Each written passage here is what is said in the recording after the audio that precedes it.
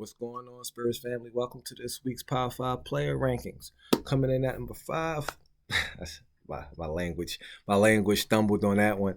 But at number 5, we got Trey Jones. He dropped down the spot.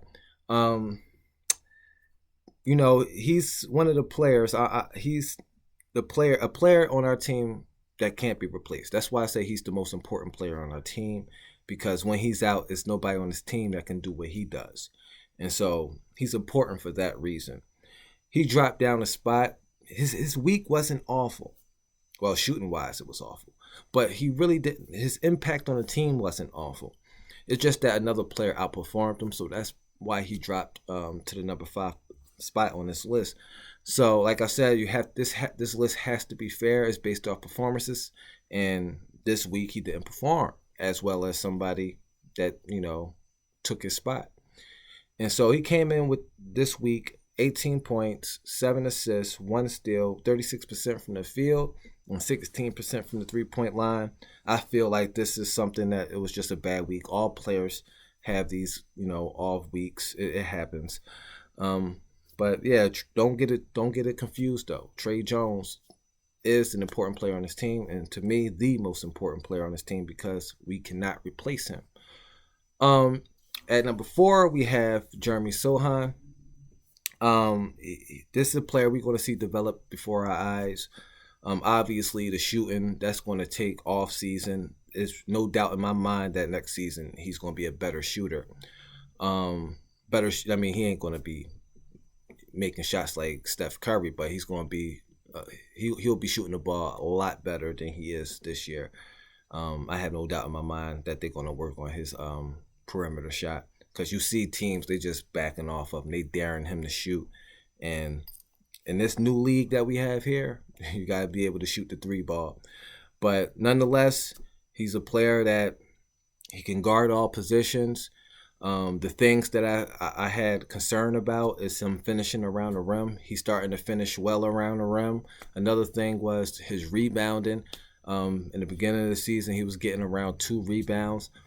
But now every week I've seen his rebounds increasing. So I remember I said one of the videos I made that I need to see him around 5 to 7 rebounds, because everybody like to compare him to Dennis Rodman, and Dennis Rodman rebounded basketball.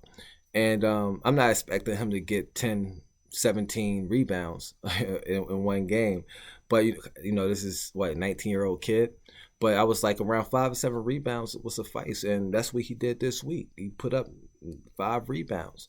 So, yeah, Jeremy Sohan is an excellent player. And also when Trey Jones out, he initiates the offense. This guy, the energy he brings, he likes to get in the mix. He don't fear anybody. So he put up a good week. 9 points, 5 rebounds, 2 assists, 43% from the field. I'm okay with him at number 4. At number 3, it's Keldon Johnson. He dropped 2 spots. It wasn't a great week for him either. Shooting the ball as well. He 14 points, 2 rebounds, 2 assists, 1 steal, 31% from the field, 27% from the three-point line. So Keldon Johnson dropped 2 spots, because obviously other people outperformed him this week, and so they move up on the list, and he got to come down. We got to be fair here. I have no doubt in my mind that next week he'll be back on his horse, and he'll have a much better week. Can't wait for the next game, because it's I feel like something is missing in my day every time the Spurs don't play. But anyway, this is one of the leaders on our team, so I have full confidence that his game will pick back up where it was. Coming at number 2, we have Devin Vassell. This is a player I love. I love his game. It's so smooth. I like the mid-range game, his shooting from the outside. But one part of his game I like for him to improve. I think he needs to attack the basket much stronger than he does. And other than that, the guy I got a high ceiling for Vassell. I think he's a future all-star. His defense is great as well. I like him to be a little bit better with his feet. Sometimes people get around him a bit easy, but he got the traits to be a great defender as well. So I like this guy a lot. He came in this week. I keep saying this week, but last week, 18 points, 3 rebounds, 2 assists, 1 block, 47% from the field. and 44% from the three-point line. He had a very solid week.